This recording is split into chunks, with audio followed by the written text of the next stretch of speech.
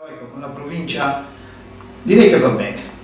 Insieme stiamo cercando di affrontare il problema dei cerri, per esempio, che è un problema sovracomunale. Il Comune di Aarhus non potrà mai da solo affrontare certe tematiche, così come non potrà affrontare il problema dei rifiuti. In che termini si pone questo problema dei cerri? Il problema dei è cerri curioso. È curioso, sì. È curioso fino a un certo punto, perché il sindaco, gli amministratori ricevono quotidianamente lamentele da parte di allevatori, coltivatori diretti, ma anche semplici contadini, pensionati che fanno il contadino a tempo perso per integrare il reddito e che si ritrovano dal giorno alla notte, o dalla notte al giorno, forse meglio dire così, danneggiati nelle loro attività, con le vigne magari mangiate, divorate in una notte, come è successo ultimamente, con gli uliveti danneggiati, come si dice, scortecciati dalle testate, dalle corna dei cervi.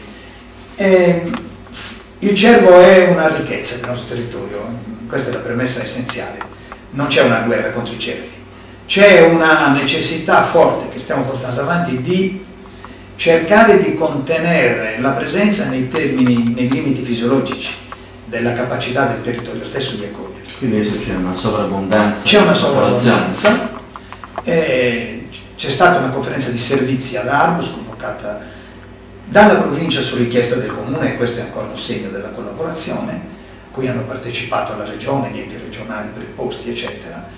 Ci si propone appunto di creare corridoi per farli migrare anche verso altre province, studiare insomma quelle soluzioni che possono alleggerire il carico e renderlo compatibile con quello che poi è la parte politica che avrebbe dovuto evitare di lasciarci questa cambiale in protesto e avrebbe potuto risolvere già a suo tempo il problema. In realtà noi non è che abbiamo ritoccato le tariffe, abbiamo semplicemente dovuto, obtorto collo dicevano i latini, nostro malgrado, adeguare la tariffa dell'anno in corso, che è ben diverso dal ritoccare le tariffe, dallo stabilire tariffe nuove. Noi abbiamo dovuto adeguare la tariffa dell'anno in corso dopo che Villa Service, il 1° aprile del 2010, aveva comunicato un aumento del costo di conferimento in discarica della tonnellata di rifiuto secco, di un aumento sostanziale di oltre 31, quasi 32 euro tonnellata. Scusate. Non solo, ma era già nelle cose un aumento dei quantitativi che va ben oltre il 10% che era stato ipotizzato ma non senza adeguare la tariffa. Vale a sommare poi 56.000 euro che erano state sostenute di ritiri straordinari. Voglio dire, è una situazione che abbiamo ereditato. Altrimenti sarebbe un perfetto stupido un amministratore che appena insediato cosa va a fare? Va ad aumentare la tariffa, ma neanche per idea. Noi abbiamo semplicemente dovuto dolorosamente prendere atto che una delle prime incombenze che ci è capitata è stata proprio quella di adeguare le tariffe ai maggiori costi dell'anno in corso. Attenzione, perché gli altri non lo avevano fatto in quanto non volevano andare con un motivo in più di antipatia e di difficoltà alle elezioni. Ecco, non l'hanno fatto gli altri, l'abbiamo fatto responsabilmente noi. Le dirò che mentre in Consiglio Comunale c'è stata grande comprensione da parte di tutte le forze politiche per questo, che infatti si sono astenute, meno una che ha votato contro, ed è proprio la parte politica che avrebbe dovuto a suo tempo adeguare la tariffa e non l'ha fatto. Ho capito. Mentre con la provincia stiamo trattando il problema. Perché il grosso problema è questo: sulla costa noi ospitiamo, guardi, noi gli arboresi hanno dimostrato di essere ottimi riciclatori, cioè ottimi, come si dice, sì, come un riciclone, ottimi osservanti delle norme sulla differenziazione. E lei, se vede i dati del 2009 che io ho in borsa, troverà che Aarhus è oltre il 66% di differenziato. Beh, insomma, una bella percentuale. Ma tenga conto che influisce nel 2009, fino al 2009 ha influito negativamente alla costa, perché è lì che si creano i problemi della differenziazione. Ora noi quest'estate abbiamo fatto nella costa una differenziazione intorno al 60-62%, che è un risultato eccezionale, di oltre 10 punti migliorata rispetto all'anno scorso, il che vuol dire che nel 2010 verrà riconosciuto per Arbus una percentuale di differenziazione complessiva di territorio ben superiore a quella del 2009. Con la provincia stiamo ponendo il problema della sovracomunalità del problema rifiuti nelle marine. Non può essere un problema che ricade solo sugli arburisti. Infatti c'è questo problema. Abbiamo fatto un incontro col presidente della provincia e con l'assessore ad Arbus, molto gentilmente sono venuti ad Arbus. Ho convocato il consiglio in modo informale affinché tutti sentissero e si facessero anche sentire, e devo dire che comprendo le difficoltà della provincia, che è soggetto controllore in materia di ambiente, ma devono comprendere anche la situazione del nostro paese. Gli arboristi non possono più accollarsi questi costi impropri, io li definisco impropri, della produzione dei rifiuti, quindi della raccolta, del conferimento, dello smaltimento dei rifiuti su 50 km di coste, dove ci sono località che distano dalla discarica di riferimento di Villacito di 58 km come Capopeccola, di 52 come Pistis. Insomma, lei capisce bene la difficoltà che c'è. Non ci possono lasciare soli. Ho scritto persino all'assessore regionale, Giorgio Oppi, gli ho detto: ponetevi il problema di aiutarci, perché fra poco non ritireremo più i rifiuti. Adesso non può ricadere una valanga così alta di materiale. Certo, lei capisce che il cittadino di San Luri, che viene nella giornata di agosto ad Arbus, non sta producendo i rifiuti a San Luri, li produce ad Arbus e li lascia ad Arbus. Ma questo capita per i cittadini della provincia di Cagliari, della provincia di Emilio Campilano, di quella di Oristano che viene su di noi, di quella della Carbonia Inglese che viene ugualmente su di noi. Cioè noi siamo al centro di una... La nostra costa è talmente apprezzata che deve subire anche il mordi e fuggi e sporca molte volte di decine di migliaia di persone. È un problema troppo serio che non possiamo affrontare da soli. Patto di stabilità. Com'è il comune di Arbus in questo senso? La situazione? È dentro il patto. Bene. Noi abbiamo fatto l'assestamento di bilancio in questi giorni, sul 29 di novembre, è andato bene tutto, abbiamo chiuso bene i conti. Restiamo dentro il patto di stabilità solo perché la Regione ultimamente, solo in questo mese di novembre, si è decisa a liquidarci i rendiconti che erano bloccati da mesi e mesi e mesi. Diversamente avremmo avuto, credo come tutti gli altri comuni al di sopra di 5.000 abitanti, le nostre vere difficoltà. Perché il patto di stabilità è qualcosa di...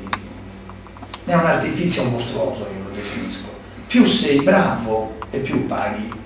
Praticamente per noi il patto di stabilità consiste nell'obbligo di mettere da parte tutti gli anni 830.000 euro che andranno a costituire un fondo cassa che non potrai mai utilizzare. Come si fa a togliere dalle disponibilità di un paese già in crisi 830.000 euro all'anno, accantonarli per mai utilizzarli?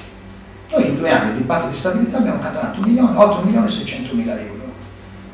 Non è un fondo cassa perché non lo puoi usare, non è un fondo di riserva perché non lo puoi utilizzare, è solo l'accantonamento imposto dal patto di stabilità. C'è una strana proposta in giro, non so se poi è vera, sì, che praticamente i comuni virtuosi mettono da parte i quattrini per coprire questo sentito. Sì, ho sentito, anch'io ho letto e le devo dire che ho qualche perplessità, perché a prescindere dalla buona volontà che ci può essere, dallo spirito di solidarietà che ci può essere nei comuni cosiddetti virtuosi, poi bisogna andare a trovarli.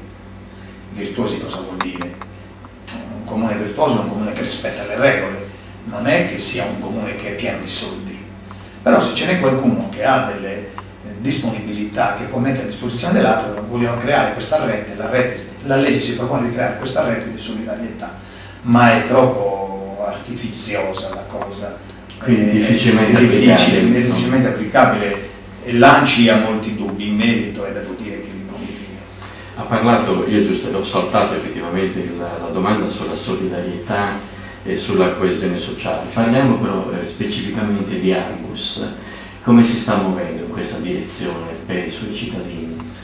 Guardi, è